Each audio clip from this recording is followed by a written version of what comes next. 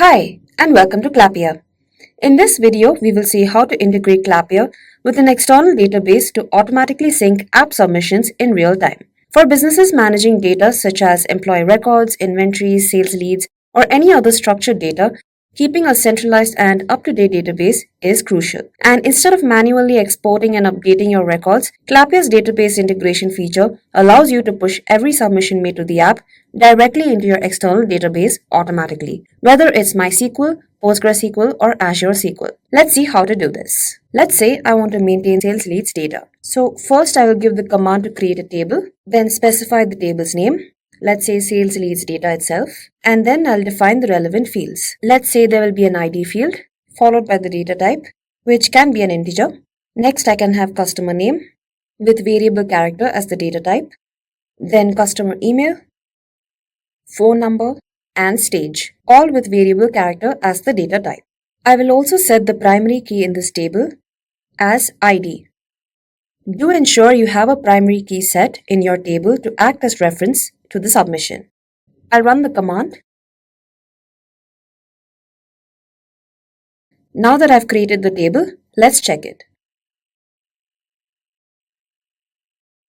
You can see the table is now set up, with each field assigned its respective data type. Of course, the sales leads data may contain more important fields, but I've just kept it short for the sake of this example. And this table is newly created, so it won't have any data in it yet, as you can see over here. Now, based on these database fields, I will create an app in Clappia with the same fields and while keeping the same data types in mind. Now I'll go to my Clappia dashboard. I'll click on New App since I'll be creating the app from scratch. Now in Design App, I'll give a name to this app first. Let's say Sales Leads.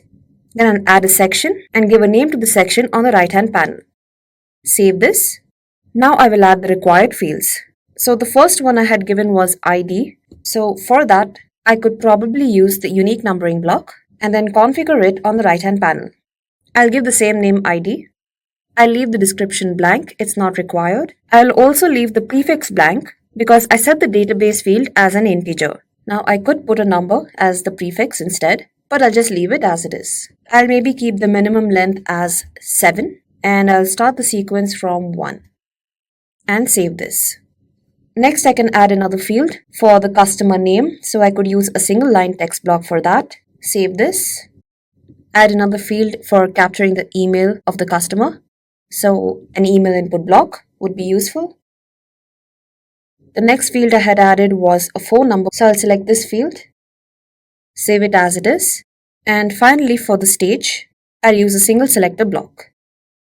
I'll give in some options here and save it. Now my app interface is complete, and in App Home this is what it looks like, where the users will be able to fill in some details and click on Submit to make a submission. But before that, now that the app structure is ready, we'll connect it to the database. So I'll go back to the Design app, go to Step 2 which is Configuration, and then click on Database Integration. On the right-hand panel, enable this option. Now under Select Database Type, since I've used MySQL, I'll select this option. Then enter the database host name.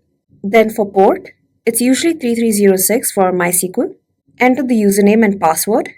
Give the database name. Enter the exact name of your database. Then click on Authenticate. Once authenticated, an additional option will appear to select a table from the database. These are all the tables that exist in my database that I've selected.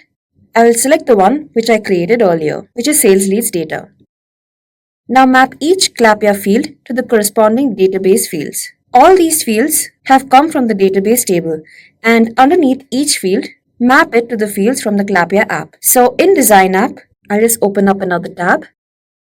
You will get the variables on top of every field in brackets to map with, after saving them of course. This is useful to know in case your fields have a different name than the ones in the database table. Here I've just given the field names exactly as it is. To pull the fields from the Clappia app, simply type an @ followed by the field name. So for ID, it's immediately listed here. So I'll just click on it. For customer name, @ customer name. You can type in the field name if you have multiple fields. Now once all fields are mapped, click on Save. The database integration is now complete. Now let's make a test submission. I'll go to App Home. Since the ID field is a unique numbering block, the value will be auto-generated. and I'll fill in the rest of the fields. I filled in all the fields and now I'll click on Submit. All submissions can be viewed under the Submissions tab. If you're an app admin, you will be able to view all the submissions, and your users, if they have the appropriate app permissions, will also be able to view submissions. Click on a submission to open a right panel to view all the details. Now let's check if this submission has been pushed to the database. So I'll go back to the terminal. I'll run the command, and the new submission is now reflected in the table. Anytime a submission is made, it will automatically sync with the database in real time. So if I were to make another submission, I'll go back to App Home, fill in some details, click on Submit. In the Submissions tab, I have the second submission here, and if I go to the terminal again, run the command, you can see the second submission. Now sometimes you may need to make changes to your existing data. And if I edit an existing submission in Clappia, so let's say I go back to my Submissions tab in Clappia and make an edit to this submission. Let's say I change the stage from contacted to in progress and save it. This change will also be reflected in the database instantly. You can see the stage now says in progress over here. However, for this to work, the table must have a primary key, which is why I set it earlier.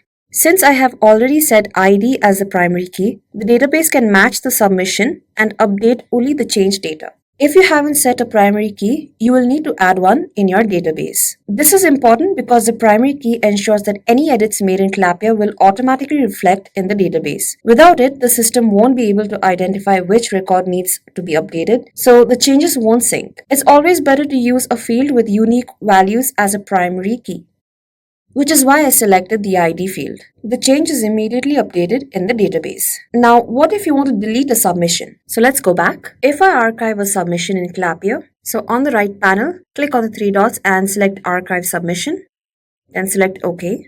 This will also be removed from the database. I'll just refresh this over here. You can see the submission no longer appears, and it should be removed in the database as well. Again, running the command, and in this table, the second submission has been removed. If you were to permanently delete your submission, you will not be able to get it back.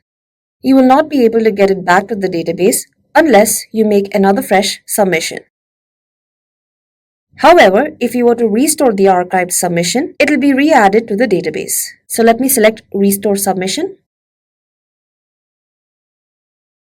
The submission is added back over here, and in Terminal, it is added back here as well. This ensures that only active submissions are stored in the database while keeping the option to restore data if needed. I have linked more information about archiving submissions in the description if you wish to know more about it. Now this integration also works on the Clappia mobile app. Anytime a submission is made on the mobile app, it will be reflected in your database. So let's check that out. Over here, you can see my mobile screen with the Clappia app downloaded. If you haven't downloaded it already, you can do so either on Play Store or App Store. And the moment you create your app, it'll be live and ready to be used. So I'll go ahead and click on it. I'll select the Sales Leads app. I'll make a submission.